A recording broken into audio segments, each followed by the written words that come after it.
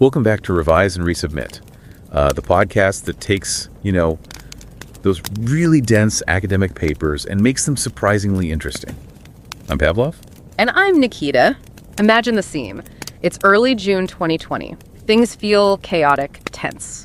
Protests for racial justice are surging across the U.S. And right in the middle of this, the CEO of CrossFit, Greg Glassman, puts out this tweet. A public health institute had just stated, racism is a public health issue. His response, just 2 words, it's FLOYD19. Soon after, reports surfaced about him on a Zoom call, apparently questioning the mourning for George Floyd, maybe even suggesting conspiracy theories. The reaction was, well, swift and pretty fierce. Hundreds of CrossFit gyms around the world quickly announced they were cutting ties, disaffiliating. Today, we're looking at a really insightful article that helps make sense of why this played out differently in different places. It's a summary based on some fascinating research published in a top-tier journal, the Administrative Science Quarterly. It's one of those FT 50 listed journals, highly respected in business research. The paper's called CrossFit and the Crosshairs, a community-embedded theory of firm responsiveness to social issues. It's by Enrico Forti from Seton Hall University and University College London, Alessandra Piazza from Rice University, and Joost Rietveld, also from University College London. We really do encourage you, whether you subscribe or not, just find some time to read this piece. It's thoughtfully done, rigorously reviewed. The link's right there in the show notes. And for you, especially if you're maybe just starting your own research journey, this paper offers just a fantastic way to think about how organizations deal with these big, complex social issues. It moves beyond just, the company itself or the specifics of the issue. Instead, it really puts the spotlight on something often overlooked, the power of the local community's social structure. We're going to explore how this social fabric can shape whether an issue even registers as important locally, and then how a business actually responds. It's a really neat perspective. We see it all the time, don't we? Companies facing pressure to take a stand, climate change, social justice issues. But it's always striking how different businesses, even ones in the same sector, react so differently. You mentioned Hong Kong businesses and democracy stances, or Texas companies and abortion restrictions. What do you think really drives that variation, especially for these local businesses facing national issues? That's such a key question because, a lot of the traditional thinking zeroes in on the company itself, its leadership, its culture, maybe its financial situation. Or sometimes the focus is purely on the issue. How controversial is it? How visible? But what this article argues, quite compellingly, I think, is that the local community, its specific web of connections, how people interact, plays this really systematic role, especially for smaller businesses like these CrossFit gyms. They're deeply embedded. They rely on their local community for, almost everything. Customers, staff, their basic legitimacy, and that deep reliance shapes how they filter, how they understand, and ultimately how they act on these bigger societal events. So for you as a new researcher, it's a really important shift. Look beyond the firm. Look at its context, its immediate social world. Okay, so the local community is critical. What's the core concept they use to explain how it matters? They introduced this brilliant idea called community permeability. Sounds a bit academic, but the idea is intuitive, right? Like, how easily can something from the outside world actually get into a local community and really stick, make an impact? Exactly. Permeability. And it's got 2 key components that work together. First is penetration. That's basically just the information about the external issue managing to seep into the community. Does the news even arrive? But penetration alone isn't enough. Yeah. The second part is resonance.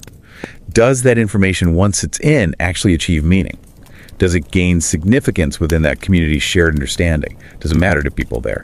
You need both for an external issue to become truly salient locally. When it hits both penetration and resonance, that's when you get what they call high community level issue salience, which basically means the issue becomes really relevant, really important right there on the ground. And this immediately raises the next question. Okay, what features of a community actually make it more permeable or less permeable? Right. What are the sort of structural dials, the things that control how open or closed that community filter is? And the researchers actually identified 3 specific features of a community's social structure. These act like the filters or maybe amplifiers. So the first one is network closure. This is about the pattern of social ties. Think about it. Are most connections within the community linking people who already know each other, a kind of closed loop?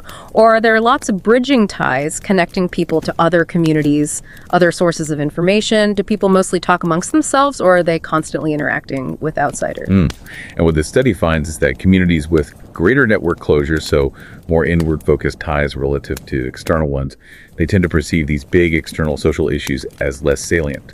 less important locally. These communities are sort of more insulated. You can almost picture it like an echo chamber, maybe.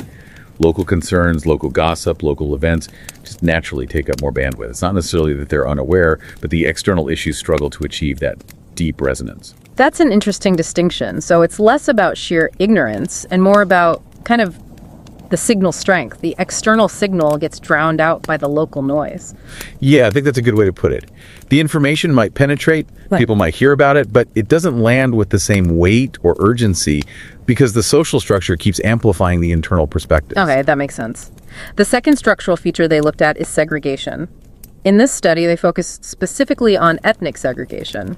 So how internally divided is the community? Are there distinct groups that tend to operate separately, maybe live in different areas, socialize separately?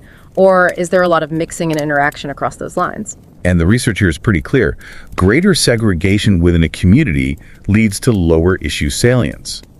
Think about it. Physical barriers, social barriers, they naturally reduce the flow of information and shared understanding between different segments. So even if an issue, say, really takes hold in one part of the community, high segregation can act like a firewall. It prevents the issue from spreading and achieving that broader community-wide resonance because different groups just aren't talking or connecting in the same way. It fragments the collective attention. Wow, yeah. That really challenges the idea of a single community view when it's actually made up of these disconnected parts. Okay, and the third pillar, issue connectedness. This sounds more specific. It is. This focuses on a community's direct social links to the specific places or groups most affected by the external issue. So in the case of George Floyd's death, the key location was Minneapolis, Minnesota, Hennepin County specifically. The researchers looked at how connected other communities were socially to that specific place. Okay, so actual ties, maybe people having friends or family there, or strong online connections. Exactly. Things like Facebook's social connectedness data can help measure that. And what they found was that greater issue connectedness leads to higher community level issue salience. Makes intuitive sense, right? If people in your community have direct personal links to the place where something major happened or to the people affected, well, then the issue isn't abstract anymore. It's personal. It feels closer, more immediate. The psychological distance just shrinks. Those ties act as natural channels, not just for information, but for empathy, for interpretation, making the issue resonate much more strongly. So these three things, network closure, segregation, and issue connectedness, they combine to shape how much an issue actually matters at the local level, how salient it is. What does that then mean for the businesses operating there? How does that local salience translate into action, like those CrossFit gyms deciding to disaffiliate? It creates tangible pressure. If an issue becomes highly salient in a community, it means people there care deeply about it. They're talking about it, maybe protesting, maybe changing their behavior. And these local businesses, remember, they depend on that community. For customers walking in the door, for employees showing up, for just general goodwill and support, they can't easily ignore something that their community deems really important. So the finding is quite direct. Firms embedded in communities where an external social issue is more salient are significantly more likely to respond to it. Okay, so community salience drives firm response. But you mentioned something earlier, an amplifier effect, related to how dependent the firm is. Yes, absolutely. And this is where the timing with the COVID-19 pandemic became unexpectedly useful for the research, though obviously tragic in reality. Think about those gyms. Suddenly they faced mandatory closures, massive operational limits. Their survival became incredibly precarious. They became more reliant than ever on their local community support people, keeping memberships active even if they couldn't attend, buying merchandise, maybe even contributing to crowdfunding. Yeah. Their local ties became absolute lifelines. Right, their resource dependence on the local community just shot way up. Exactly. And the study found this crucial interaction. The relationship between community-level issue salience and firm responsiveness is stronger when the firm's dependence on its local community is higher. So, if the community cared a lot, high salience, and the gym desperately needed the community support, high dependence, the likelihood of the gym taking action, like disaffiliating, went up significantly. For people interested in theory, this really adds a layer to resource dependence theory. It shows it's not just about what resources you depend on, but how the social structure of the resource provider of the community shapes your actions. That's fascinating. It paints a much richer picture. Let's bring it back to the CrossFit case specifically. How did they actually measure all this and test it? They did it quite rigorously. They used data from thousands of CrossFit affiliates across more than 1,100 U.S. counties, a huge and diverse sample. These gyms fit the model perfectly. Small, locally embedded, highly dependent. To measure issue salience, they looked at the number of Black Lives Matter protests happening in each county before Glassman's controversial comments. This captured the pre-existing local engagement with the underlying issue. Then, for the community structures, they used Facebook social connectedness data to estimate network closure and issue connectedness, ties to Hennepin County. They used standard census data to measure ethnic segregation. And crucially, they used data on the drop in workplace mobility during the early pandemic months as a proxy for that increased community dependence we just talked about. Wow, that's some clever use of different data sources. And the results, did they back up the theory? They really did. It aligned beautifully.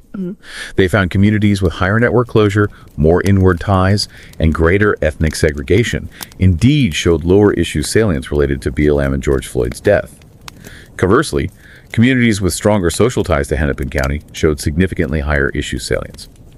And the key behavioral finding: CrossFit gyms located in those communities with higher issue salience were statistically more likely to announce they were disaffiliating from the main CrossFit brand. And just as predicted, that link was even stronger for gyms in counties that experienced larger drops in mobility, indicating higher dependence during the pandemic. A really powerful illustration of the whole framework in action. So for someone listening, especially someone new to academic research, this isn't just a story about CrossFit. It's really a template, isn't it? A way to understand how community context shapes organizational behavior more broadly? Precisely. It's a fundamental shift. Instead of just looking inside the firm or only at the national conversation, it highlights the systematic influence of the local social structure. It tells us that whether an issue matters to a business isn't automatic. It's filtered through these community characteristics. The network patterns, the internal divisions, the specific connections. It really enriches how we think about concepts like community embeddedness or even stakeholder theory. Who counts as a stakeholder and how much influence they have can depend heavily on this local social fabric. But, like any really good study, it also opens up new questions. It points the way for future research. For example, this focused on small, locally embedded firms. What about huge multinational corporations? How does community permeability work for them when they operate across so many different contexts? Or what happens when the issue originates locally, right within the community instead of externally like this one? Does that change the dynamics of penetration and resonance? And are there other responses besides just disaffiliation? Especially in communities where opinions might be more divided. Lots to think about. It shows how a well-designed study doesn't just provide answers, it actually sparks more curiosity, which is, the whole point of research, really. It really is. What an incredible journey through how these sort of invisible social textures in our communities can end up directing how businesses act on really important societal issues.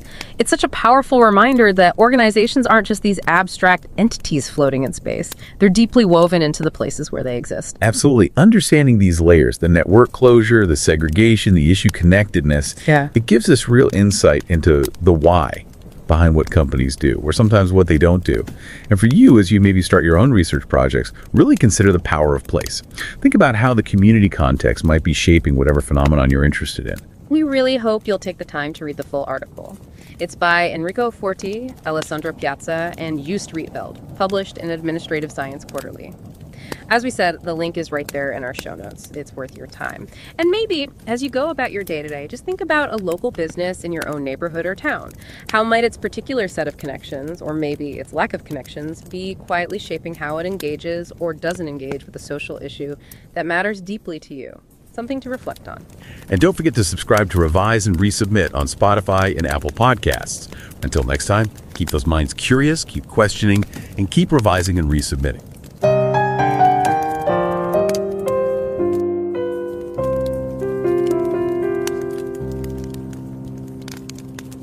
Revise and রিসাবমিটে স্বাগতম। আমি Pavlov. আর আমি নিকিতা। 2020 সাল June মাস। আমেরিকাতে তখন George Floyd নামে একজন কৃষ্ণাঙ্গ ব্যক্তির পুলিশি হেফাজতে মৃত্যুর পর চারিদিকে বর্ণবাদ বিরোধী বিশাল প্রতিবাদ চলছে। ব্ল্যাক লাইভস ম্যাটার আন্দোলনটা তখন তুঙ্গে। ঠিক সেই সময়েই একদম উত্তাল পরিস্থিতি। তখন ফিটনেস ব্র্যান্ড, বেশ নামকরা ব্র্যান্ড ক্রসফিট, তার সিইও ছিলেন গ্রেগ গ্লাসম্যান। উনি একটা টুইট করে বসলেন। হ্যাঁ, একটা হেলথ অর্গানাইজেশন টুইট করেছিল যে বর্ণবাদ একটা জনস্বাস্থ্য সমস্যা। আর তার উত্তরে গ্লাসম্যান লিখলেন এটা ফ্লয়েড 19, কোভিড-19 এর সাথে মিলিয়ে আর কি। আর বলার অপেক্ষা রাখে না, এই টুইটটা নিয়ে অমসম বিতর্ক শুরু হলো, মানে চারিদিকে একদম সমালোচনার ঝড়। কিন্তু সবচেয়ে যেটা চোখে পড়ার মতো ঘটল সেটা হলো শয়ে শয়ে জিম যারা ক্রসফিটের অ্যাফিলিয়েট ছিল, মানে ধরুন স্বাধীন মালিক কিন্তু ক্রসফিটের নাম আর ট্রেনিং পদ্ধতি ব্যবহার করত, তারাই ঘোষণা দিল যে তারা মূল কোম্পানির সাথে সম্পর্ক ছিন্ন করছে, মানে অ্যাফিলিয়েশন ছেড়ে দিচ্ছে। এখানেই আসল প্রশ্নটা উঠে আসে, তাই না? যে একই কোম্পানির ছাতার তলায় থেকেও একই ঘটনার প্রতিক্রিয়ায় কেন কিছু জেম এত বড় একটা স্টেপ নিল, যেখানে অন্য হাজার হাজার জেম কিন্তু চুপ ছিল বা হয়তো পরিস্থিতি বোঝার চেষ্টা করছিল।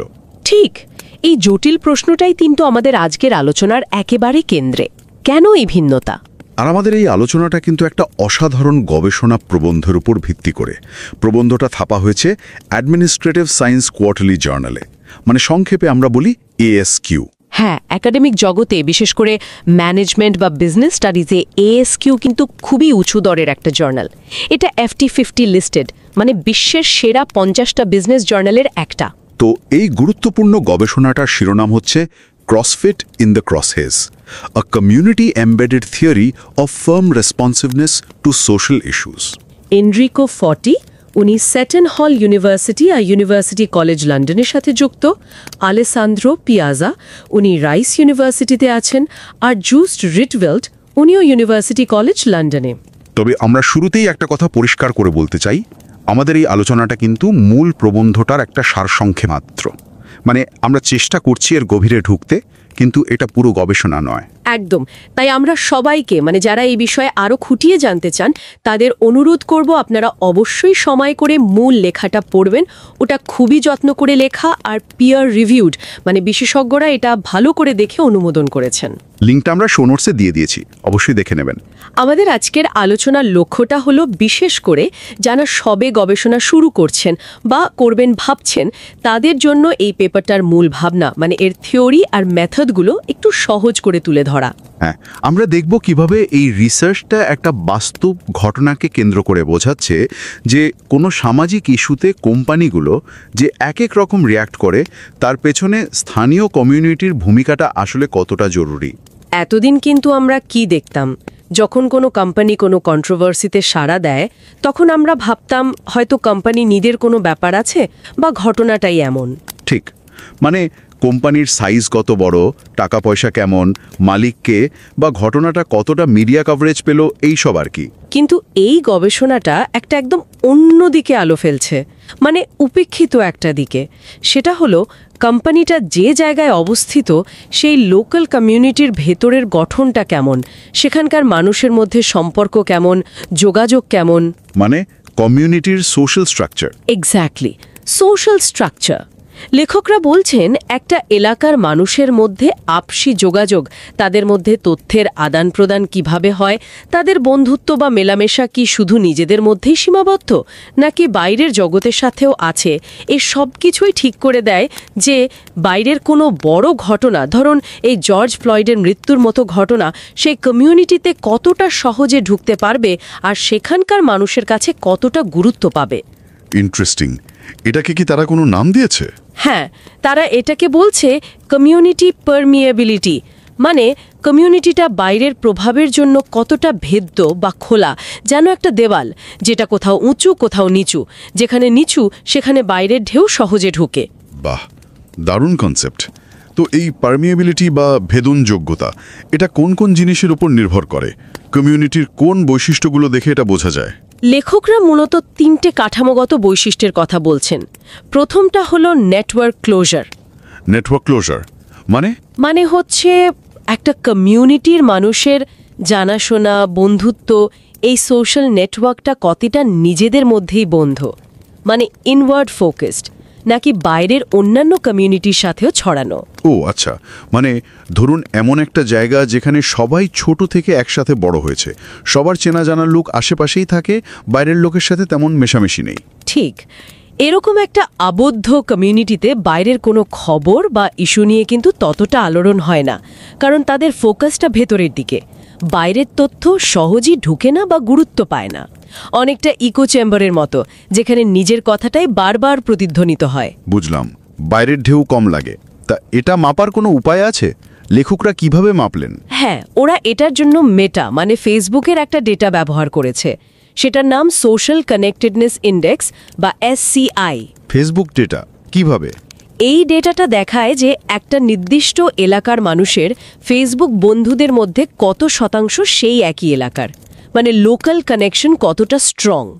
যত বেশি বন্ধু একই এলাকার তত বেশি নেটওয়ার্ক ক্লোজার। আচ্ছা, তাহলে তাদের প্রথম অনুমান বা হাইপোথেসিসটা কি?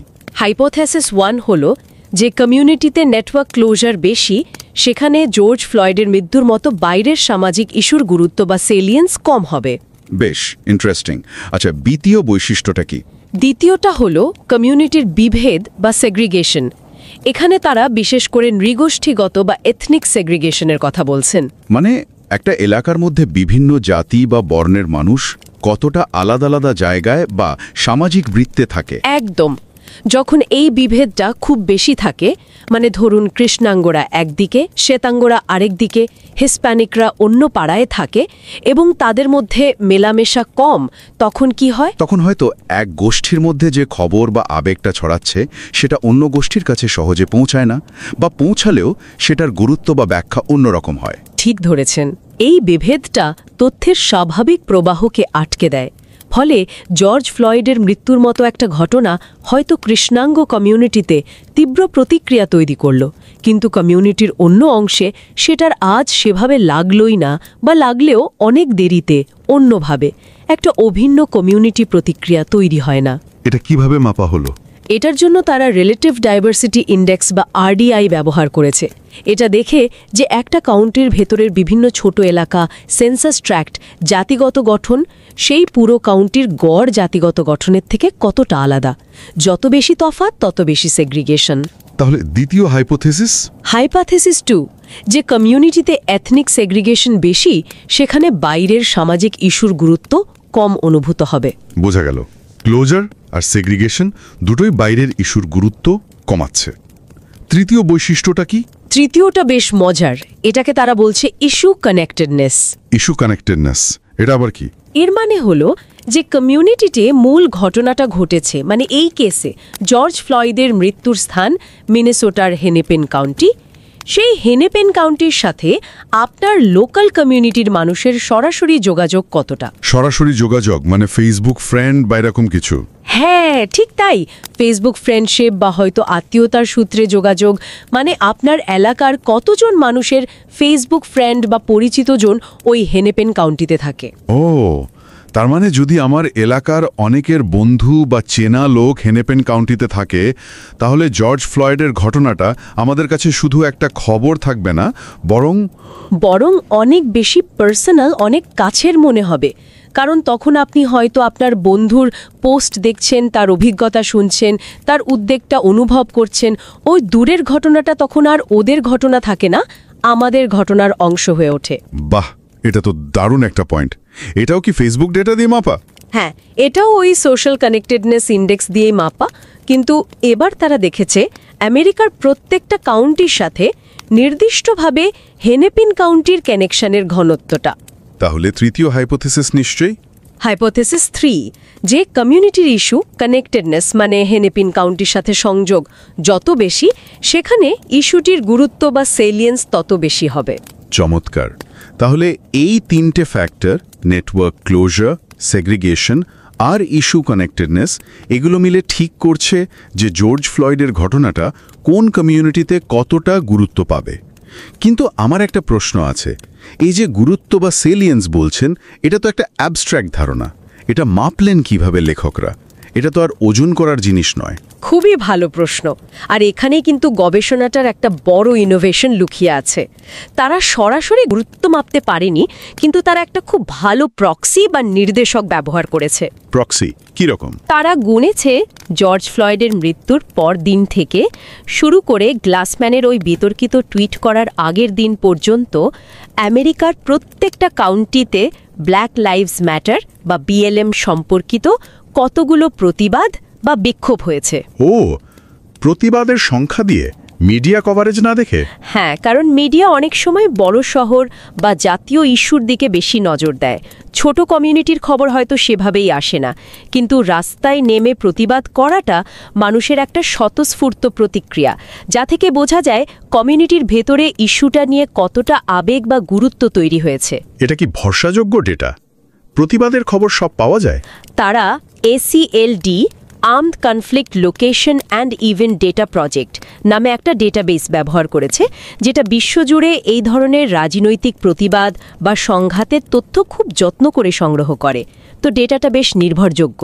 তার মানে যেখানে BLM প্রতিবাদ বেশি হয়েছে সেখানে ইস্যুটার গুরুত্ব বেশি ছিল বলে ধরে নেওয়া হচ্ছে। হ্যাঁ, এটাই তাদের অ্যাপ্রোচ। আর তথ্যটা কিন্তু বেশ ইন্টারেস্টিং। দেখা গেছে ওই সময়টায় আমেরিকার প্রায় 1/3 বেশি কাউন্টিতে অন্তত একটা BLM প্রতিবাদ হয়েছিল। মানে ইস্যুটা কিন্তু আসলেই ছড়িয়েছিল। কিন্তু সংখ্যায় নিশ্চয়ই অনেক তফাৎ ছিল। ঠিক তাই, বিশাল তফাৎ। কোনো কাউন্টিতে হয়তো একটাই প্রতিবাদ, আবার কোনোটায় হয়তো প্রায় 100। এই পার্থক্যটাই দেখাচ্ছে যে কমিউনিটি ভেদে স্থানীয় গুরুত্ব কতটা আলাদা ছিল। আচ্ছা, বেশ, তাহলে বোঝা গেল কমিউনিটির গঠন H1H2 H3 কিভাবে স্থানীয়ভাবে ইস্যুটার গুরুত্ব বা স্যালিয়েন্স প্রতিবাদের সংখ্যা ঠিক করছে। এবার তাহলে আসি সেই মূল প্রশ্নে। এই স্থানীয় গুরুত্ব শেষ পর্যন্ত একটা কোম্পানির ডিসিশনকে, মানে যেমন ক্রসফিট জিমগুলোর অ্যাফিলিয়েশন ছাড়ার সিদ্ধান্তকে কিভাবে প্রভাবিত করল? ঠিক এখানেই আসছে তাদের চতুর্থ হাইপোথেসিস। লজিকটা বেশ সোজা সাপটা। কীরকম? যে কমিউনিটিতে ইস্যুটা বেশি সেলিয়েন্ট, মানে যেখানে বেশি প্রতিবাদ হচ্ছে, সেখানকার লোকাল বিজনেসগুলোর ওপর একটা চাপ তৈরি হয় সেই ইস্যুটায় সাড়া দেওয়ার। বিশেষ করে ক্রসফিট জিমের মতো ব্যবসার ক্ষেত্রে, যারা কিন্তু তাদের কাস্টমার, স্টাফ, এমনকি লোকাল রেপুটেশনের জন্য ওই কমিউনিটির উপর অনেকটাই নির্ভর করে। মানে কমিউনিটিতে যে বিষয়টা নিয়ে এত কথা হচ্ছে, এত আবেগ, সেটা যদি তারা পাত্তা না দেয় তাহলে তাদের ব্যবসার ক্ষতি হতে পারে, কাস্টমার চলে যেতে পারে। একদম। শুধু কাস্টমার নয়, কর্মীরাও অসন্তুষ্ট হতে পারে। সমাজে একটা নেগেটিভ ইমেজ তৈরি হতে পারে।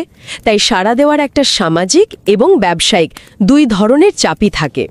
স্যালেজ হাইপোথেসিস 4 বলছে যে কমিউনিটিতে ইস্যুর সেলিয়েন্স বেশি, সেখানকার প্রতিষ্ঠানগুলোর, এক্ষেত্রে জিমগুলোর সাড়া দেওয়ার সম্ভাবনাও বেশি। কিন্তু বিষয়টা কি সবসময় এত স্ট্রেট ফরওয়ার্ড? মানে ইস্যুটা গুরুত্বপূর্ণ হলেই সবাই একইভাবে ঝাঁপিয়ে পড়বে, নাকি এর মধ্যে আরও প্যাঁচ আছে? ঠিক প্রশ্নটাই লেখকরাও করেছেন, আর বলছেন না, ব্যাপারটা এতটা সরল নয়। তারা এখানে আরও একটা জরুরি ফ্যাক্টরকে এনেছেন, সেটা হলো ওই জিমগুলো তাদের লোকাল কমিউনিটির ওপর ঠিক কতটা নির্ভরশীল ছিল, মানে কমিউনিটি ডিপেন্ডেন্স। কমিউনিটির ওপর নির্ভরশীলতা, এটা কিভাবে বোঝা গেল? এখানে তারা 2020 সালের ওই সময়ের একটা বিশেষ পরিস্থিতিকে খুব বুদ্ধি করে কাজে লাগিয়েছেন। সেটা হলো কোভিড-19 মহামারী। কোভিড, সেটা কিভাবে নির্ভরশীলতা বাড়ালো? একটু মনে করার চেষ্টা করুন। 2020 সালের জুন মাসের আগে থেকেই তো কোভিড চলছে। লকডাউন, নানা বিধিনিষেধ, জিমগুলো হয় বন্ধ, নয়তো খুব কম লোক নিয়ে চলছে। মানুষের জিমে যাওয়াই বন্ধ প্রায়। হ্যাঁ, মনে পড়ছে। ব্যবসার অবস্থা তো খুবই খারাপ ছিল জিমগুলোর। ঠিক এই সময়ে জিমগুলোর টিকে থাকার জন্য লোকাল কমিউনিটির সাপোর্টটা কিন্তু ভীষণ জরুরি হয়ে পড়েছিল। যেমন মেম্বাররা তাদের মেম্বারশিপটা চালু রাখছে কিনা, বা জিমের অনলাইন ক্লাসে যোগ দিচ্ছে কিনা, বা অন্য কোনোভাবে সাপোর্ট করছে কিনা।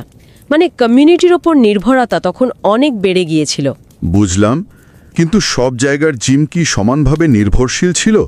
লকডাউন তো সব জায়গায় একরকম ছিল না। এক্স্যাক্টলি, এখানেই কৌশলটা। লেখকরা গুগল মোবিলিটি ডেটা ব্যবহার করেছেন। এই ডেটা দেখায় যে কোভিডের কারণে কোন কাউন্টিতে মানুষের চলাচল কতটা কমে গিয়েছিল, যেমন দোকানে যাওয়া বা রিক্রিয়েশন সেন্টারে যাওয়া ইত্যাদি।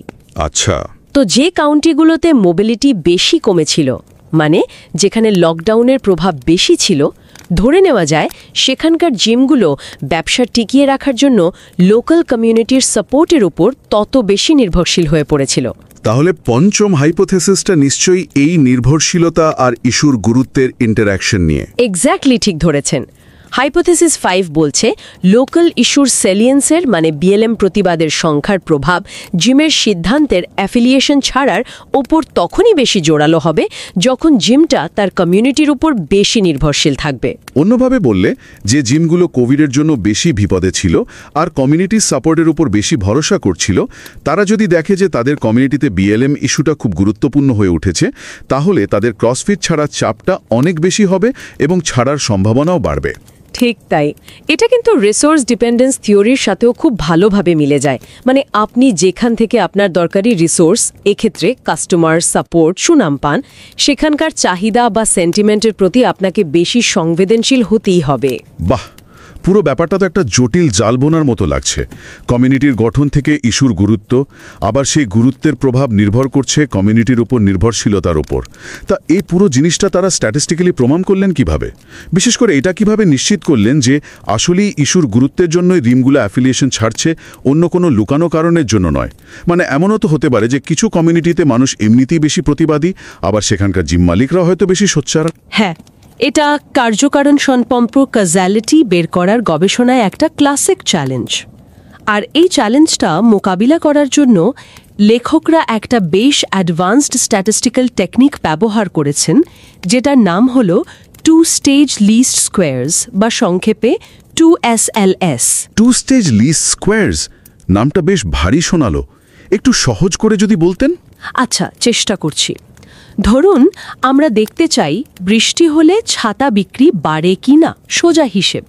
কিন্তু মুশকিল হলো বৃষ্টি হলে শুধু ছাতার দরকার হয় না, হয়তো রাস্তায় জল জমে, জ্যাম হয়, লোকে কম বেরোয়, ফলে দোকানে লোক কম আসে, বিক্রি কমে যেতে পারে। আবার বৃষ্টির দিনে কারো মন খারাপ থাকতে পারে, কেনাকাটার মুড নাও থাকতে পারে। তাহলে বৃষ্টি একদিকে ছাতা বিক্রি বাড়ালেও অন্য কারণে কমাতেও পারে। শুধু বৃষ্টি আর ছাতা বিক্রির ডেটা দেখলে আসল সম্পর্কটা বোঝা মুশকিল। ঠিক, এটাকে বলে ইন্ডোজিনিটি প্রবলেম, তাই না? অনেকটা তাই। তো 2SLS এখানে একটা চালাকি করে, এটা এমন একটা তৃতীয় জিনিস খোঁজে যেটা বৃষ্টির সাথে সরাসরি যুক্ত, যেমন ধরুন আবহাওয়া দফতরের বৃষ্টির পূর্বাভাস, কিন্তু যেটা ছাতা বিক্রির ওপর সরাসরি অন্য কোনো প্রভাব ফেলে না। যেমন পূর্বাভাস দেখলে লোকের মন খারাপ হয় না বা রাস্তায় জ্যাম হয় না, যদি না সেটা আসল বৃষ্টির মাধ্যমেই হয়। আচ্ছা, প্রথম ধাপে ফার্স্ট স্টেজ এই পদ্ধতি দেখে যে পূর্বাভাস কতটা নির্ভরযোগ্যভাবে আসল বৃষ্টিকে প্রেডিক্ট করে। দ্বিতীয় ধাপে সেকেন্ড স্টেজ, এটা তখন বৃষ্টির শুধু সেই অংশটুকুর প্রভাব দেখে ছাতা বিক্রির ওপর, যে অংশটুকু ওই পূর্বাভাসের সাথে যুক্ত এবং অন্য কোনো গণ্ডগোল থেকে মুক্ত। মানে একটা শুদ্ধ বা ক্লিন প্রভাব বের করার চেষ্টা করে। Interesting analogy. তা এই ক্রসফিট গবেষণায় সেই বৃষ্টির পূর্বাভাসের মতো জিনিসটা, মানে ইনস্ট্রুমেন্টাল ভেরিয়েবলটা, আইভিটা কি ছিল? প্রত্যেকটা কাউন্টিতে বিএলএম বা পুলিশি হিংসা সম্পর্কিত নয় এমন অন্যান্য সামাজিক বা রাজনৈতিক কারণে কতগুলো প্রতিবাদ হয়েছিল তার সংখ্যা। অন্যান্য প্রতিবাদ যেমন ধরুন পরিবেশ রক্ষা নিয়ে প্রতিবাদ, বা শ্রমিকদের অধিকার নিয়ে, বা অন্য কোনো লোকাল ইস্যু নিয়ে প্রতিবাদ। যুক্তিটা হলো যে কমিউনিটিতে এমনিতেই প্রতিবাদ করার একটা সংস্কৃতি আছে বা মানুষ বেশি সোচ্চার, সেখানে বিএলএম প্রতিবাদও বেশি হওয়ার সম্ভাবনা। মানে এটা বিএলএম ইস্যুর গুরুত্বের সাথে সম্পর্কিত।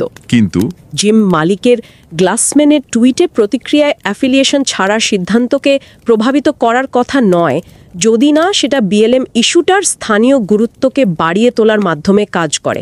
মানে পরিবেশ নিয়ে প্রতিবাদের সংখ্যা সরাসরি জিমের সিদ্ধান্তকে প্রভাবিত করবে না, কিন্তু বিএলএম প্রতিবাদের সংখ্যা করবে। এই আইভিটা ব্যবহার করে তারা বিএলএম ইস্যুর গুরুত্বের শুদ্ধ প্রভাবটা আলাদা করতে চেয়েছেন। ওয়াও, সত্যি মেথোডোলজিটা বেশ সফিস্টিকেটেড। তা শেষ পর্যন্ত ফলাফল কি দাঁড়ালো? তাদের হাইপোথেসিসগুলো কি টিকলো? হ্যাঁ, এবং ফলাফলগুলো খুবই জোরালো আর সঙ্গতিপূর্ণ। তারা যা যা অনুমান করেছিলেন ডেটা সেগুলোকে সমর্থন করেছে। যেমন দেখা গেল যে কমিউনিটিগুলোতে নেটওয়ার্ক ক্লোজার বেশি, মানে মানুষ বেশি নিজেদের মধ্যে থাকে, এবং এথনিক সেগ্রিগেশন বেশি, জাতিগত বিভেদ বেশি, সেখানে আসলে বিএলএম ইস্যুটার স্থানীয় গুরুত্ব, প্রতিবাদের সংখ্যা কম ছিল।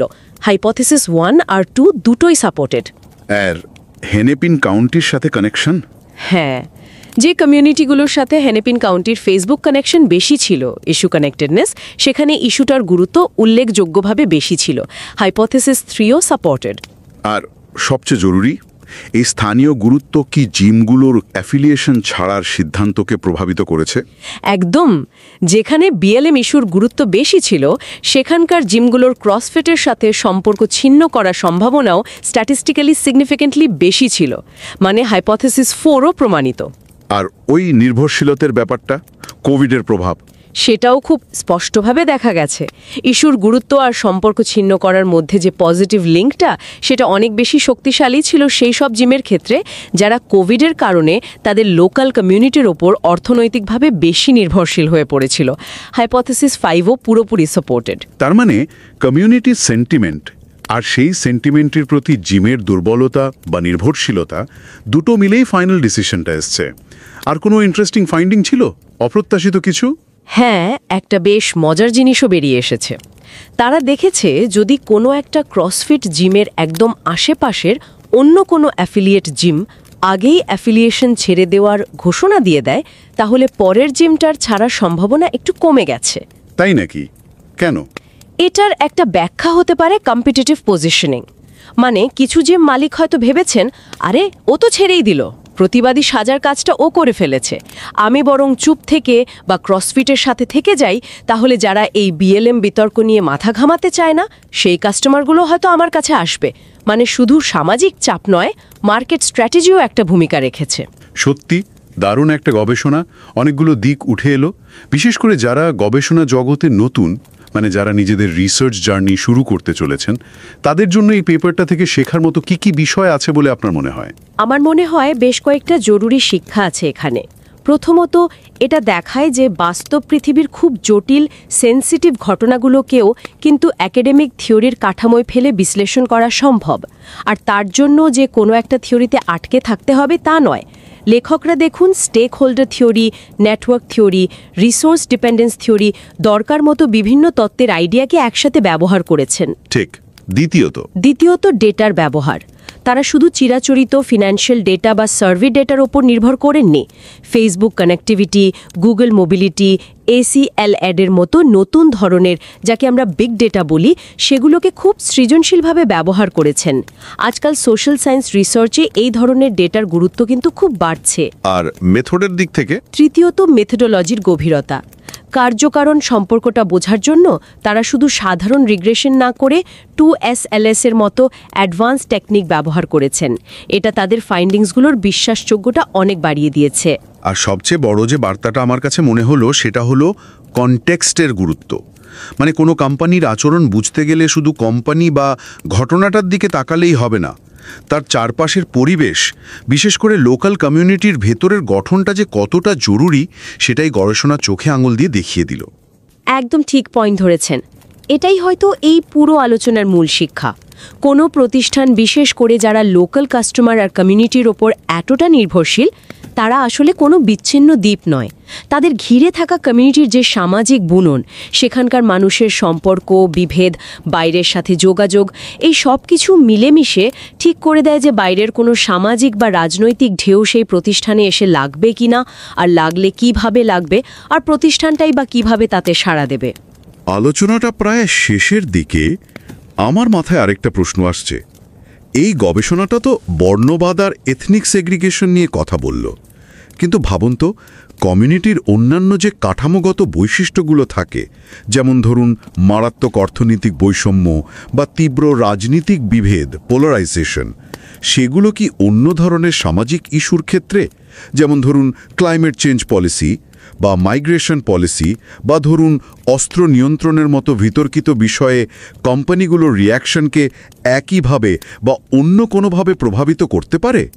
বিশেষ করে সেই সব ক্ষেত্রে যেখানে হয়তো জর্জ ফ্লয়েড ঘটনার মতো একটা প্রাথমিক মরাল আউটরেজ বা ঐক্যমত সমাজে ততটা স্পষ্ট নয়। নিঃসন্দেহে খুব জরুরি প্রশ্ন, আর এগুলো নিয়েই তো ভবিষ্যতের গবেষণা হবে। কমিউনিটির বিভিন্ন ধরনের গঠন আর বিভিন্ন ধরনের সামাজিক ইস্যুর মধ্যেকার এই যে ইন্টারপ্লে, এটা খুবই জটিল, আর এখানে আরও অনেক কিছু জানার বোঝার আছে। আর শেষ করার আগে আরও একবার মনে করিয়ে দিই, যারা আরও গভীরে যেতে চান তারা অবশ্যই এনরিকো ফোর্টি, আলেসান্ড্রো পিয়াজা আর জুস্ট রিডভ্যাল্ডের লেখা মূল গবেষণা প্রবন্ধটা পড়বেন। লিঙ্কটা কিন্তু শো নোটসে দেওয়া আছে।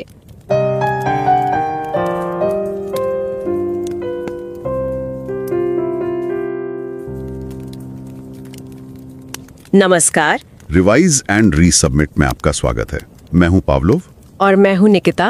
हाँ, तो सोचिए, साल 2020 जॉर्ज फ्लॉयड की दुखद मृत्यु हुई और उसके बाद अमेरिका में माहौल बेहद तनावपूर्ण था। बिल्कुल। और इसी उथल पुथल के बीच क्रॉसफिट, जो फिटनेस की दुनिया में एक बहुत बड़ा नाम है, उसके सीईओ ने कुछ ऐसा कह दिया जिसने जैसे आग में घी डाल दिया। हाँ, वो ट्वीट और जूम कॉल वाली बात। हाँ, पहले जॉर्ज फ्लॉयड की मौत का मजाक उड़ाता है एक ट्वीट, इट्स फ्लॉयड 19, और फिर एक जूम कॉल पर नस्लवाद पर मतलब बेहद असंवेदनशील टिप्पणियां। और इसका असर जाहिर है बहुत बुरा पड़ा होगा। बिल्कुल। अमेरिका भर में फैले हजारों छोटे छोटे क्रॉसफिट जिम, जो पूरी तरह अपने लोकल ग्राहकों और समुदाय पर टिके थे, वो एक अजीब कश्मकश में फंस गए कि क्या करें। हाँ, क्या करें? क्या उस ब्रांड से नाता तोड़ लें जिसके नाम पर उनकी रोजी रोटी चलती है, या फिर चुपचाप सब सहें? मुश्किल फैसला। बहुत। नतीजा ये हुआ कि सैकड़ों जिमों ने हिम्मत दिखाई और सार्वजनिक तौर पर क्रॉसफिट से अलग होने का ऐलान कर दिया। पर सवाल ये है कि कुछ ने आवाज क्यों उठाई जबकि बाकी चुप रहे? मतलब क्या वजह थी इस अलग अलग प्रतिक्रिया की? और यही वो पहली है जिसे आज हम समझने की कोशिश करेंगे। हाँ। हमारी ये बातचीत आधारित है एक बहुत ही प्रतिष्ठित एकेडमिक शोध पत्र पर। अच्छा। हाँ, ये एडमिनिस्ट्रेटिव साइंस क्वार्टरली जर्नल में छपा है और ये जानना जरूरी है कि ये जर्नल FT50 लिस्ट में शामिल है। ओह वाह, यानी टॉप जर्नल्स में से एक? बिल्कुल, मैनेजमेंट और बिजनेस रिसर्च की दुनिया के टॉप 50 जर्नल्स में से एक। तो हम किसी मामूली लेख की बात नहीं कर रहे हैं, ये काफी महत्वपूर्ण काम है। बिल्कुल। और इस जबरदस्त शोध के पीछे कौन लोग हैं? इसके लेखक हैं एनरिको फोर्टी, जो सीटन हॉल यूनिवर्सिटी और यूनिवर्सिटी कॉलेज लंदन से जुड़े हैं। अच्छा। अलेसेंड्रो पियाजा, राइस यूनिवर्सिटी से, और जसरीट रीटवेल्ड, यूनिवर्सिटी कॉलेज लंदन से। ओके। और हम अपने सुनने वालों से जरूर कहना चाहेंगे कि चाहे आप इस चैनल से जुड़े रहें या ना रहें, थोड़ा समय निकालकर इस बेहतरीन और बहुत बारीकी से जांचे परखे मतलब पीयर रिव्यूड लेख को जरूर पढ़ें। हाँ, ये जरूरी है। इसका शीर्षक है CrossFit in the crosshairs, a community embedded theory of firm responsiveness to social issues. हमने इसका लिंक नीचे शो नोट्स में दे दिया है। बढ़िया। तो आज हमारी कोशिश यही रहेगी कि इस जटिल शोध की मोटी मोटी बातें आसान भाषा में सब तक पहुंचाएं, खासकर उन लोगों तक जो शायद अभी अभी अकादमिक रिसर्च की दुनिया में कदम रख रहे हैं या अपनी रिसर्च जर्नी शुरू करने वाले हैं। हाँ, मतलब ये समझना कि शोधकर्ता सवालों के जवाब कैसे तलाशते हैं और किन तरीकों से अपनी बात को पुख्ता करते हैं। सही। तो शुरू करते हैं। हाँ। हम देख रहे हैं कि आजकल कंपनियों पर, चाहे वो छोटी हो या बड़ी, सामाजिक मुद्दों पर स्टैंड लेने का दबाव बढ़ रहा है ना? हाँ बिल्कुल, चाहे वो क्लाइमेट चेंज हो या नस्लीय न्याय। तो ये शोध क्यों खास है, खासकर उन छोटे व्यवसायों के लिए जो अपने आस पड़ोस, अपनी गली मोहल्ले से इतने गहरे जुड़े होते हैं? देखिए, ये बहुत अहम सवाल है। अक्सर जब हम सोचते हैं कि कोई कंपनी किसी सामाजिक मुद्दे पर क्यों प्रतिक्रिया देती है, तो हमारा ध्यान या तो कंपनी के अंदर की बातों पर जाता है, जैसे कि लीडर कौन है, पैसे कितने हैं, हाँ, उनकी अपनी विचारधारा क्या है, या फिर हम मुद्दे को देखते हैं कि मुद्दा कितना बड़ा है, कितना कंट्रोवर्शियल है। लेकिन ये शोध एक बिल्कुल अलग नजरिया पेश करता है। अच्छा, वो क्या है? ये कहता है कि हमें कंपनी के बाहर देखना होगा, उसके आसपास के माहौल को, खासकर उस स्थानीय समुदाय के सामाजिक ताने बाने को, मतलब सोशल स्ट्रक्चर को, जहां वो कंपनी काम कर रही है। मतलब किसी इलाके में लोगों के आपसी रिश्ते, उनके ग्रुप्स, उनका मिलना जुलना, ये सब तय कर सकता है कि वहां की कोई दुकान या जिम किसी बड़े सामाजिक मुद्दे पर क्या रुख अपनाएगी। ये तो बड़ी दिलचस्प बात है। बिल्कुल। सोचिए, क्रॉसफिट जिम जैसी छोटी फर्में, ये अपने ग्राहकों, अपने स्टाफ और यहाँ तक कि अपनी जगह के लिए भी पूरी तरह से अपने लोकल समुदाय पर निर्भर होती हैं। हाँ, ये तो है। तो ये शोध यही तर्क देता है कि ऐसे में उस समुदाय का सामाजिक ढांचा, यानी वहाँ के लोगों के आपस में जुड़ने का तरीका, इस बात पर गहरा असर डालता है कि फर्म बाहरी सामाजिक मुद्दों पर कैसे रिएक्ट करेगी। शोधकर्ता इस पूरी सोच को समझाने के लिए एक खास शब्द इस्तेमाल करते हैं, सामुदायिक पारगम्यता या कम्युनिटी परमिएबिलिटी। सुनने में थोड़ा भारी है, आसान शब्दों में इसका क्या मतलब हुआ? हाँ, थोड़ा अकादमिक लगता है, पर कॉन्सेप्ट सीधा है। पारगम्यता का आसान मतलब है कि कोई बाहरी चीज जैसे कोई विचार, कोई मुद्दा, कोई खबर किसी समुदाय के अंदर कितनी आसानी से घुस पाती है, पेनिट्रेट कर पाती है। हाँ, पेनिट्रेशन, और वहां कितनी गूंज पैदा करती है, कितना महत्व पाती है, जिसे वो कहते हैं रेजोनेंस। अच्छा, जैसे कोई झिल्ली या मेम्ब्रेन। हाँ, बिल्कुल सही। जैसे एक छिल्ली कुछ चीजों को आर पार जाने देती है और कुछ को रोक लेती है, वैसे ही किसी समुदाय का सामाजिक ढांचा भी बाहरी मुद्दों के लिए एक फिल्टर जैसा काम करता है। कुछ मुद्दे आसानी से अंदर आकर फैल जाते हैं, जबकि कुछ बाहरी रह जाते हैं या अंदर आकर भी कोई हलचल नहीं मचा पाते। तो ये पारगम्यता मतलब किसी मुद्दे का समुदाय में घुसना और गूंजना किन बातों पर निर्भर करता है? समुदाय के कौन से गुण इसे तय करते हैं? ये शोध 3 मुख्य सामाजिक गुणों की बात करता है। ओके। पहला, नेटवर्क क्लोजर। नेटवर्क क्लोजर इसका मतलब है कि समुदाय के लोग आपस में कितने जुड़े हुए हैं बनाम बाहरी दुनिया से कितना। मतलब ज्यादातर दोस्त रिश्तेदार उसी कम्युनिटी में हैं या बाहर भी फैले हैं? हाँ, एक तरह से समुदाय कितना बंद है या खुला। दूसरा, पृथक्करण पैटर्न, सेग्रीगेशन पैटर्न्स, यानी समुदाय के अंदर अलग अलग समूह जैसे कि अलग अलग नस्ल या आर्थिक पृष्ठभूमि के लोग कितने अलग थलग रहते हैं। अच्छा, कितना सेग्रीगेशन है? हाँ, क्या वो आपस में मिलते जुलते हैं या अपनी अपनी बस्तियों या दायरों में सिमटे हुए हैं। और तीसरा, मुद्दे से जुड़ाव। इसका क्या मतलब है? इसका मतलब है कि उस समुदाय का उस जगह या उस समूह के साथ कितना सीधा सामाजिक रिश्ता है जो मुद्दे से सीधे तौर पर प्रभावित हुआ है। जैसे जॉर्ज फ्लॉयड के मामले में किसी समुदाय का हेनेपिन काउंटी, मिनेसोटा, जहां घटना हुई, वहां से कितना सीधा कनेक्शन है। ठीक है, तो ये 3 चीजें, नेटवर्क कितना बंद है, समुदाय कितना बटा हुआ है और मुद्दे वाली जगह से कितना सीधा जुड़ाव है, ये तय करती हैं कि समुदाय बाहरी मुद्दे के लिए कितना पारगम्य है। अब देखते हैं कि इन तीनों ने जॉर्ज फ्लॉयड वाले मुद्दे की स्थानीय प्रमुखता को कैसे प्रभावित किया। मतलब उस मुद्दे को स्थानीय स्तर पर कितना जरूरी या गर्म माना गया। बिल्कुल। पहले बात करते हैं नेटवर्क क्लोजर की। अगर समुदाय ज्यादा बंद है, लोग आपस में ही ज्यादा कनेक्टेड हैं, तो उसका क्या असर होता है? शोधकर्ताओं ने पाया, और ये उन्होंने फेसबुक डेटा से देखा, कि लोगों के फ्रेंड्स कहाँ हैं। कि जिन समुदायों में नेटवर्क क्लोजर ज्यादा था, मतलब जहां लोग ज्यादातर आपस में ही जुड़े थे, बाहरी दुनिया से कम, वहां जॉर्ज फ्लॉयड वाले मुद्दे को लेकर उतनी हलचल नहीं हुई। अच्छा। हाँ, बाहरी मुद्दा उन तक या तो ठीक से पहुंचा नहीं, या पहुंचने पर भी उसे उतनी अहमियत नहीं मिली। उन्होंने इसे मापा कैसे? उन्होंने देखा कि उस दौरान हुए ब्लैक लाइव्स मैटर (BLM) विरोध प्रदर्शनों की संख्या उन काउंटियों में कम थी जहां नेटवर्क क्लोजर ज्यादा था। इंटरेस्टिंग। मतलब अगर लोग अपनी छोटी सी दुनिया में ज्यादा मगन हैं, तो बाहर क्या हो रहा है उसका असर कम होता है। कुछ ऐसा ही। अब आते हैं पृथक्करण यानी सेग्रीगेशन पर। शोध में खासकर जातीय पृथक्करण पर ध्यान दिया गया। ऐसा क्यों और इसका क्या असर दिखा? क्योंकि जॉर्ज फ्लॉयड का मुद्दा सीधे तौर पर नस्ल और नस्लीय न्याय से जुड़ा था। इसलिए शोधकर्ताओं ने देखा कि जिन समुदायों में अलग अलग नस्लीय समूह बहुत ज्यादा अलग थलग रहते थे, मतलब जातीय पृथक्करण ज्यादा था, वहां क्या हुआ। और क्या पाया उन्होंने? उन्होंने पाया कि ऐसे ज्यादा बंटे हुए समुदायों में भी मुद्दे की स्थानीय प्रमुखता कम थी, यानी BLM प्रदर्शन कम हुए। इसके पीछे क्या वजह हो सकती है? शायद इसलिए होता है क्योंकि जब लोग अलग अलग गुटों में रहते हैं तो उनकी भी जानकारी और समझ का बहाव, वो फ्लो रुक जाता है। किसी एक समूह के लिए जो बात बहुत जरूरी है वो शायद दूसरे समूह तक पहुंच ही नहीं पाती या उन्हें उतनी गंभीर नहीं लगती। इससे एक साझा समझ और मिलकर आवाज उठाने की भावना वो मुश्किल से पनपती है। समझ गए। और तीसरा फैक्टर था मुद्दे से जुड़ाव, इशू कनेक्टेडनेस। इसका क्या रोल था? यहाँ शोधकर्ताओं ने फिर फेसबुक डेटा देखा। उन्होंने ये जानने की कोशिश की कि अमेरिका की अलग अलग काउंटियों के लोगों के कितने सीधे फेसबुक कनेक्शन हेनेपिन काउंटी, मिनेसोटा के लोगों से थे, जहां जॉर्ज फ्लॉयड की मृत्यु हुई थी। अच्छा, डायरेक्ट लिंक्स देखे। हाँ, उनका तर्क था कि अगर आपके जानने वाले उस जगह रहते हैं जहां कुछ बड़ा हुआ है, तो वो घटना आपके लिए सिर्फ एक खबर नहीं रह जाती, वो ज्यादा पर्सनल, ज्यादा रियल महसूस होती है। बिल्कुल। और यही हुआ भी।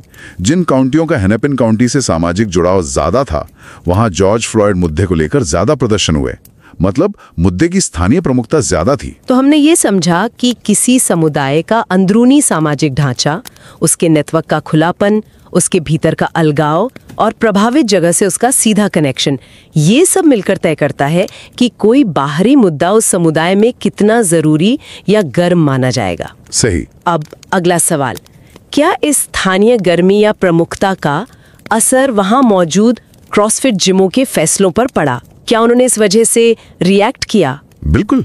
आप सोचिए, अगर आपके मोहल्ले में, आपके शहर में कोई मुद्दा जोर पकड़ रहा है, लोग बात कर रहे हैं, प्रदर्शन कर रहे हैं, तो वहां की लोकल दुकान या जिम पे एक दबाव बनता है। हाँ, प्रेशर तो आता होगा। बिल्कुल। चुप रहना मुश्किल हो जाता है। उन्हें डर होता है कि उनके ग्राहक, उनके कर्मचारी, उनका समुदाय उनसे नाराज हो सकता है। शोधकर्ताओं ने यही देखा। जिन काउंटियों में जॉर्ज फ्लॉयड मुद्दे की प्रमुखता ज्यादा थी, यानी ज्यादा BLM प्रदर्शन हुए, वहां मौजूद क्रॉसफिट जिमों के द्वारा क्रॉसफिट हेडक्वार्टर्स से सार्वजनिक रूप से अलग होने, मतलब डिसएफिलिएट करने की संभावना ज्यादा थी। लेकिन कहानी शायद यहीं खत्म नहीं होती। आपने कहा था एक और पेंच है, सामुदायिक निर्भरता। ये क्या बला है और इसने कैसे तस्वीर बदली? हाँ, ये बहुत ही दिलचस्प मोड़ है कहानी में। शोधकर्ताओं ने यहाँ 2020 में आई कोविड-19 महामारी का इस्तेमाल किया, एक तरह के प्राकृतिक प्रयोग के तौर पर। अच्छा, कोविड का इस्तेमाल कैसे? हम सब जानते हैं कि महामारी और लॉकडाउन ने जिमों की कमर तोड़ दी थी। हाँ बिल्कुल, सब बंद हो गया था। लोग घरों में बंद थे, जिम जा नहीं सकते थे। ऐसे में ये जिम अपने बचे खुचे ग्राहकों, अपने स्टाफ और लोकल सपोर्ट के लिए और भी ज्यादा निर्भर हो गए थे, पहले से भी ज्यादा। तो उन्होंने इस निर्भरता को नापा कैसे? मतलब ये कैसे पता लगाया कि कौन सा जिम कितना निर्भर था? इसके लिए उन्होंने गूगल मोबिलिटी रिपोर्ट्स का डेटा इस्तेमाल किया।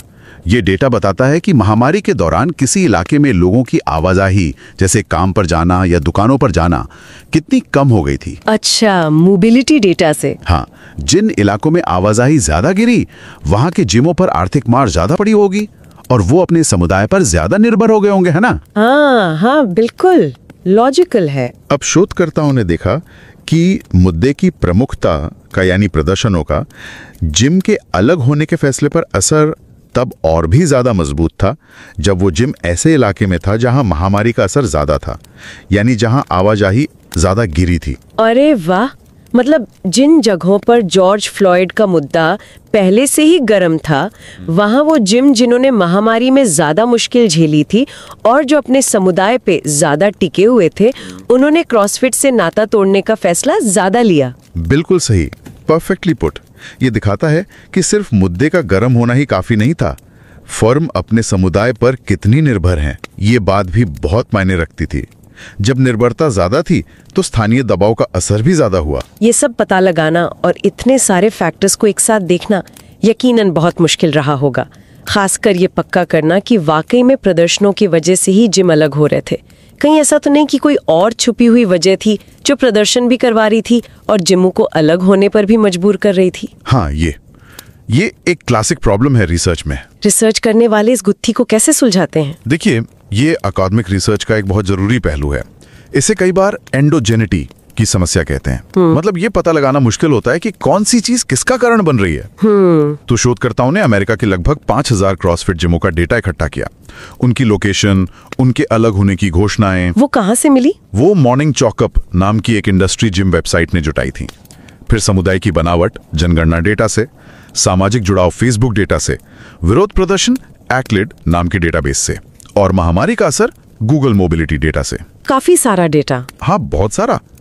और इन सब आंकड़ों का विश्लेषण करने के लिए उन्होंने एक थोड़ी जटिल लेकिन बहुत कारगर सांख्यिकीय तकनीक अपनाई। कौन सी? इसे 2 स्टेज लीस्ट स्क्वायर्स या 2SLS कहते हैं। जैसा आपने कहा, हो सकता है कोई और फैक्टर हो, जैसे किसी समुदाय का सामान्य राजनीतिक रुझान जो BLM प्रदर्शनों को भी बढ़ा रहा हो और क्रॉसफिट से अलग होने के फैसले को भी। हाँ, हो सकता है। 2SLS इस तरह की उलझन को सुलझाने में मदद करता है। इसके लिए वो एक इंस्ट्रूमेंटल वेरिएबल ढूंढते हैं। इंस्ट्रूमेंटल वेरिएबल, ये क्या होता है? कोई जादुई औजार? जादुई तो नहीं, पर चालाकी भरा जरूर है। इंस्ट्रूमेंटल वेरिएबल एक ऐसी चीज होती है जो आपके मुख्य कारण को, यानी यहाँ BLM प्रदर्शन को तो प्रभावित करती है, लेकिन आपके अंतिम नतीजे को, यानी जिम के अलग होने को सीधे तौर पर प्रभावित नहीं करती, सिवाय उस मुख्य कारण के जरिए। अच्छा, तो यहाँ उन्होंने क्या इस्तेमाल किया इंस्ट्रूमेंट की तरह? इस शोध में उन्होंने उसी इलाके में BLM या पुलिस से हटके दूसरे मुद्दों पर हुए विरोध प्रदर्शनों की संख्या को इंस्ट्रूमेंट बनाया। ओके, दूसरे प्रदर्शन। हाँ, तर्क ये था कि जिन समुदायों में लोग वैसे भी ज्यादा धरना प्रदर्शन करते हैं, मतलब दूसरे मुद्दों पर भी आवाज उठाते हैं, वो जॉर्ज फ्लॉयड मुद्दे पर भी ज्यादा प्रदर्शन करेंगे। ये लॉजिकल है। हाँ, सही। लेकिन किसी और मुद्दे पर हुए प्रदर्शन का सीधे सीधे क्रॉसफिट जिम के अलग होने के फैसले से कोई लेना देना नहीं होना चाहिए, है ना? हाँ, ये तो नहीं होना चाहिए। तो इस तकनीक के इस्तेमाल से वो ज्यादा भरोसे के साथ कह पाए कि हाँ, स्थानीय बीएलएम प्रदर्शनों का वाकई में जिमों के अलग होने के फैसले पर असर पड़ रहा था। वो जो कनेक्शन था वो रियल था। वाह, ये तो सचमुच कमाल के तरीका है इतने पेचीदा सामाजिक सवालों के जवाब ढूंढने का, ताकि हम सिर्फ अंदाजा ना लगाएं बल्कि भरोसेमंद सबूत जुटा सकें। बिल्कुल, यही अकादमिक शोध की खूबी है। तो अगर हमें इस पूरी बातचीत का निचोड़ निकालना हो, कुछ मुख्य बातें जो हमारे सुनने वाले याद रख सकें, तो वो क्या होंगी? मेरे हिसाब से 3 मुख्य बातें हैं। बताइए। पहली, कोई कंपनी, खासकर छोटी कंपनी, सामाजिक मुद्दों पर कैसे रिएक्ट करती है, ये सिर्फ उसके अंदरूनी मामलों या मुद्दे की बात नहीं है। उसके आसपास के समुदाय का सामाजिक ढांचा, लोग आपस में कितने जुड़े हैं, कितने बटे हुए हैं, मुद्दे से उनका क्या कनेक्शन है, ये बहुत बहुत मायने रखता है।